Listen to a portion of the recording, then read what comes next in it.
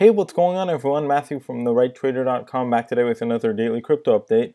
As per usual, I will be going over my normal schedule, including this time Bitcoin Cash, Bitcoin, Ethereum, Litecoin, Ripple, Neo, Vertcoin, Monero, OmiseGo, Lisk, Cardano, and Iota, all of those in that order, and a more detailed technical analysis on TradingView in just a second. If you're interested in monthly cryptocurrency buying opportunities, go check out my premium content. There will be a link to that in the description of this video. And other than that, let's get started with the general market update. So we can see that Bitcoin is dropping a bit here, and Litecoin as well. So obviously there's been a lot going on over the past couple hours in the crypto markets. And just to go over some of the news quickly, Charlie Lee, the creator of Litecoin, officially announced that he sold out all of his Litecoin position, so he doesn't own basically a single Litecoin anymore. You know, that definitely affected the price a little bit. It didn't cause too much chaos, which is good. And, you know, obviously I don't think that's something anybody wanted to hear, but I think that Litecoin will survive without him, you know, owning the cryptocurrency, and in the long run that might even be a good thing, right? So I don't think it's going to cause too much drama, but it's obviously not something that anyone wanted to see, and it's not necessarily something you even want to hear in the first place, right? Other than that, Bitcoin obviously dropping a bit further here after all the Bitcoin Cash fiasco.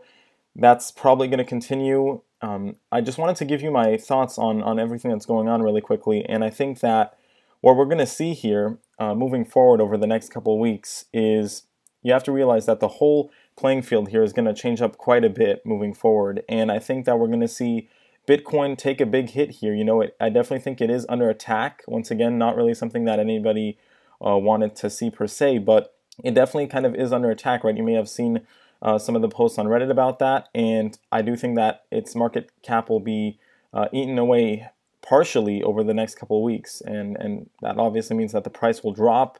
It'll probably recover, of course. It's still, you know, the backbone of cryptocurrencies, but it probably will take a bit of a hit here, and I do expect the BTC dominance to fall further. It's currently at 44.7%.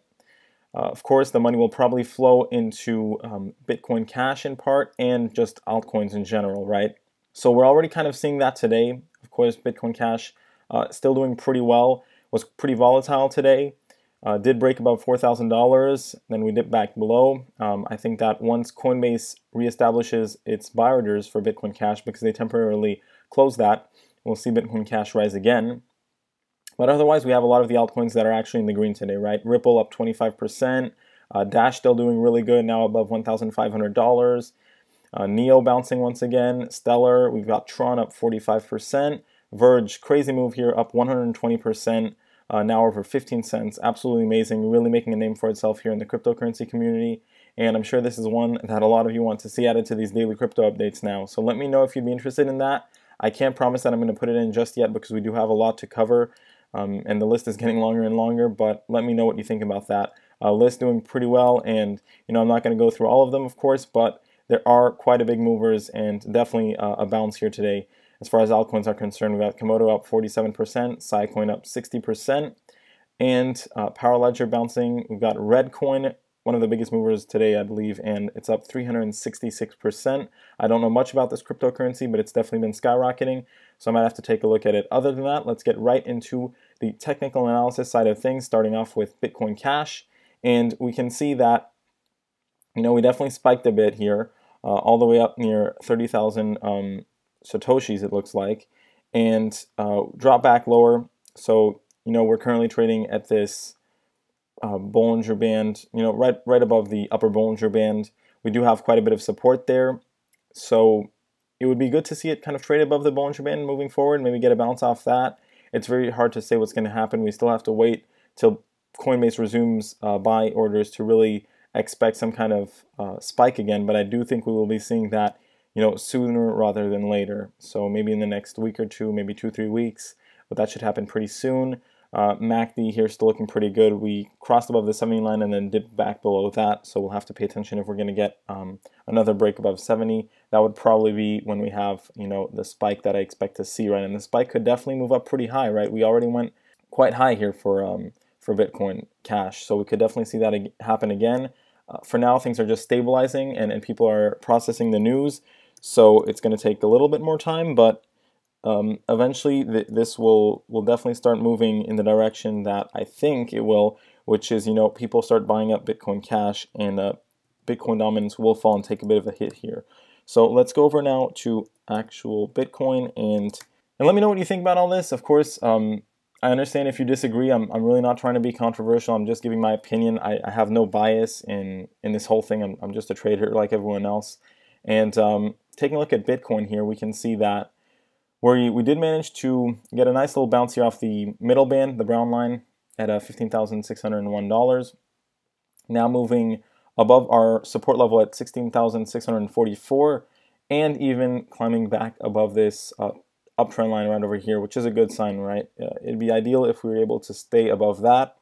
So as far as the indicators go, we definitely took a hit there, right? We're now negative on the histogram, crossed over on the MACD, and back below the 70 line on the RSI, right? So we are getting a little bit of a bounce here. We could, of course, trend a bit higher, but I think that we're going to see definitely Bitcoin start to consolidate a little bit, and then maybe even fall a bit lower, right, in the coming weeks. Going over to Ethereum now, and let's see what it's been up to. So it looks like Ethereum actually got a really strong bounce off that $715 mark. Currently trying to make its way above this upper uptrend line over here, and it's basically slightly above it. So we'll see if that holds. It's going to be pretty hard once again. A lot of resistance in this $830 area. So it could happen. It really depends how much strength it's going to have. I do think that Ethereum probably will get to $1,000 here over the next month or two. So I'm definitely not bearish on it, and it should actually act pretty well if Bitcoin starts dropping. So, that'll obviously cause a lot of tension in the market, but Ethereum should handle it pretty well. And yeah, MACD is still looking okay, going a little bit lower in the histogram, and still trading above the 80 line, which is good on the RSI. So not that much to say about Ethereum, but it is holding up pretty well. Definitely no real massive drops except what we had on the previous candlestick. Let's go over now to Litecoin. Obviously a lot going on with Litecoin as well here because of the Charlie Lee news, and the fact that it is seen sometimes as a bit of a safe haven cryptocurrency. So depending on the situation, people tend to put their funds in it, but right now it is trading above $302. We made our way back above $310, which was a pretty important level to go back above. And for now we're still okay, right? We're trading above this uptrend line, and it's actually looking like it can definitely continue to do so. We might trade in between our previous uptrend line and our current uptrend line. We do obviously have a lot of resistance at that $350 mark, which is going to be key if we want to break higher. If we aren't able to do that, we're probably just going to consolidate in between $350 and $300, and then it's really anyone's guess if it's going to break below 300 or go to 350, right? It really depends on how Litecoin develops over the next couple of weeks, and if there's any news that comes out. As far as the MACD goes, definitely dropping a bit lower here, still hasn't crossed over yet. Histogram dropping lower, and we broke through quite a few support levels on the RSI. So we're now trying to get back above this 67 mark, but we're not really managing to do that just yet. It'd be good if we did. We do want to see it try to get back into that 70 range on the RSI. Let's go over to Ripple now. I actually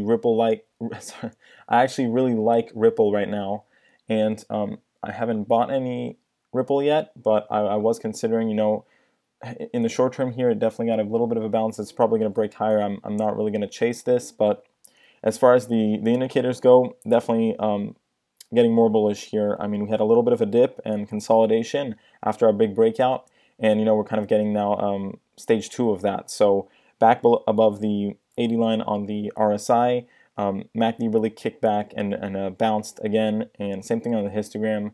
So the price actually managed to hold above that 70-cent level, and we're now even above 90 cents, right? Basically getting very close to $1. We can see that we tested that already. So, I think $1 will be the new range for Ripple very shortly here, and, it'll basically be trading above $1. How high could it go after that? It's very hard to say, but usually when it does break above $1, it can run, a good bit, right? 20–30%. Before really facing any kind of resistance. So that could definitely happen. It might take a bit of time, but I think slowly but steadily it will climb higher and higher into that $1 range. And it's definitely pretty well set up with all the drama that's happening with Bitcoin. It could definitely be one of the cryptocurrencies that gets some funds, sent its way basically. And as far as this uptrend line, we do want to continue to see it trade above that. And yeah, just make sure that we can hold this 90-cent level as best as we can. Let's go over to NEO now and take a look at what it's been doing. So NEO actually, recovering a bit here, and I guess you could say slowly but steadily moving higher. It actually looks like we're finally going to start, moving out of our range that we were in for the past 2-3 days. We had a pretty big resistance level at around $77, and we actually managed to break and hold above that today. So I think we're going to be moving higher in this range up until around $85, where we have our previous all-time high. And after that, it'll be onwards towards $90 and then $100 pretty quickly. So I think we could definitely see that happen in the next 2 months. And yeah, I'm pretty bullish on NEO right now. As far as the MACD goes, looking pretty good here. A little bit overextended, but it still still has strength. RSI looking pretty nice after the bounce with continuation of the uptrend line. Let's go over now to Vertcoin and see what it's been up to. So Vertcoin has been consolidating. It definitely took a bit of a hit over the past 2 days, right? Went all the way back down to our support level here at $7.21. That's the bottom of our current range. Still downtrending on the MACD, right? Very similar pattern to what we had over here. RSI not looking too bad, right? We're back above that 60 line, which is good. And still uptrending on the middle band. So that's not really flattening out just yet, but we are definitely contracting on the Bollinger Bands. And like I've mentioned before, right, we have a very similar pattern to what we had last time, right, where if you look at the move, it's actually basically the exact same thing. So we're probably going to get some more consolidation here. It is possible that, we get a bit of a move. We could break out a bit earlier than expected, so that would be a move above $9.39, but that would have to hold. And we could see that, but it is also pretty likely that we see it consolidate in the middle of this range for a little bit longer before really getting a move to the upside yet. And yeah, I mean, it's mainly because the Bollinger Bands are contracting quite a bit at this point. So that's definitely going to suppress the price and keep it in a pretty tight range. Let's go over now to Monero and take a look at what it's been doing. So obviously pretty massive move by Monero here once again, all the way up to $531.27. That's a new all-time high. A lot of volume on that move actually and breakout.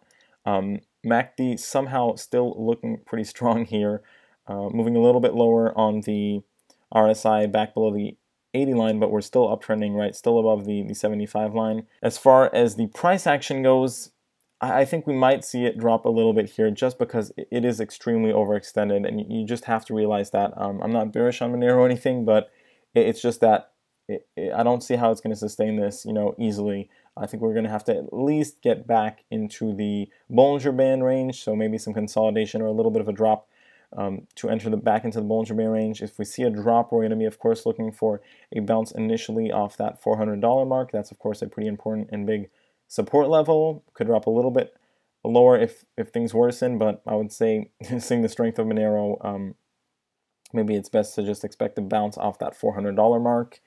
And yeah, I mean, I think it'll continue probably to move higher slowly but surely, but it definitely got a little bit of an overextended move. And we can see that actually even during this whole bull run that we had over here, it's not really the type of cryptocurrency to do very well trading outside the Bollinger Band range, right? So it's probably going to re-enter that and just move a tad bit lower before, continuing its move upwards. Let's go over to OmiseGo now and take a look at what it's been up to. So OmiseGo, pretty volatile here, looks like. We moved all the way back down to our $14.50 support level. As far as the indicators go, we are actually looking pretty good here on the RSI, bouncing kind of off that uptrend line and, not really creating any technical damage because we are now continuing to hold pretty high up on that RSI, but not overly high, right? It's a pretty good range, I would say, for a move higher. What we saw here was a bit of consolidation to re-enter back into the Bollinger Band range. And from here, I would say that if it sees a little bit of weakness, we'll probably just get a bounce off this uptrend line, but I wouldn't be surprised to really start seeing it pretty quickly move back up, right, towards above $20 basically. So yeah, that should happen within the next 2-3 weeks, and that should become the new range for OmiseGo. So not really bearish on that one for now. Definitely think it's going to break into that $20 range, and it's going to be the new price level for OmiseGo. Let's take a look at what Lisk has been doing. I've actually been pretty bullish on Lisk. You know, it acted really strong throughout all the drama yesterday and over the past couple days. Just consolidated a little bit, and we're really back off to the races here, it looks like. So we are trading pretty high up on the RSI, right, all the way up to 85, and still looking pretty strong, to be honest. MACD and histogram really took off there. Now, as far as the price action goes, what happened is we were in this symmetrical triangle formation. Yesterday, I thought we might see a little bit more consolidation. It looks like, you know, it basically just continued the breakout. So we are now in a pretty overextended position because we are, you know, trading pretty high up above the upper Bollinger Band. So we can definitely see a bit of a pullback here or consolidation to re-enter back into that range. With that being said, though, we are now trading above $20, and if it has enough strength, it could definitely run a little bit higher before consolidating a bit more. So it's kind of anyone's guess. You know, over here we saw when it got the big move higher, it then consolidated a little bit back into the range and started moving back up higher. We could see something like that potentially. But overall here, Lisk has been, you know, a great cryptocurrency, pretty low market cap for the time being. So I'm definitely bullish on it, and I think that it will manage, like OmiseGo, to really start climbing that $20 range moving forward. Let's go over to Cardano now and see what it's been up to. So it looks like Cardano is actually moving a bit higher here. Went and tested our 2,520 Satoshi level. Definitely got a really strong bounce off that, right? So buyers really kept up that price level and attempting to, you know, climb back to the highs here at 3,205 Satoshis. What's good is we re-entered back into this Bollinger Band range, which means that we should pretty quickly be ready to start moving up higher if there's the bullishness there, which, to be honest, it seems like it is. And yeah, I think we're just going to slowly but steadily climb higher here for Cardano. MACD still looking pretty good, definitely topping off a little bit on the histogram, and, you know, still above that 80 line on the RSI, which is good. So didn't manage to put in a new high today, but we did actually put in a higher low, and I just wanted to go ahead and put in a little bit of a formation here that we have in the making, which is a very small symmetrical triangle that I might as well put in. And yeah, it's basically this, I guess you could say, ascending triangle, but basically a little symmetrical triangle here in the making, and probably going to move to the upside, of course, but this is the range in the very short term that you can expect to trade in, right? And then, like I said, most likely a break higher, but might as well, you know, map out the formation. And finally, our final cryptocurrency of the daily crypto update, as per usual, that's going to be good old Iota here, and let's see what it's been up to. So we can see that we actually definitely are recovering for Iota after the whole Microsoft drama, which is good. You know, they kind of cleared that out pretty quickly, and now what we're seeing is, of course, we got the break the other day here we broke back into the uptrend line, recovered a lot of the technical damage, so nice pullback there. And now what we're seeing is, you know, we dipped pretty heavy on the MACD, crossed back over the orange line, which is good. We want to make sure that we continue to hold above that orange line. Definitely turning positive on the histogram here and getting closer and closer to that 70 line on the RSI. So we did get a little bit of a pullback after the bounce, but we are holding above this uptrend line, which is what matters right now. Of course, we have a lot of support at that $4.75 mark. So I think that we're just going to see it, you know, climb higher on this uptrend line, basically. Still quite a bit of range here to get back to that upper Bollinger Band, and, you know, when we got our breakout here, we actually managed to put in a new all-time high at $5.80. So I think we're going to be, you know, retesting that pretty shortly, and, you know, even moving higher slowly but surely, like I said, afterwards. I think that it avoided a bit of a disaster there for the time being.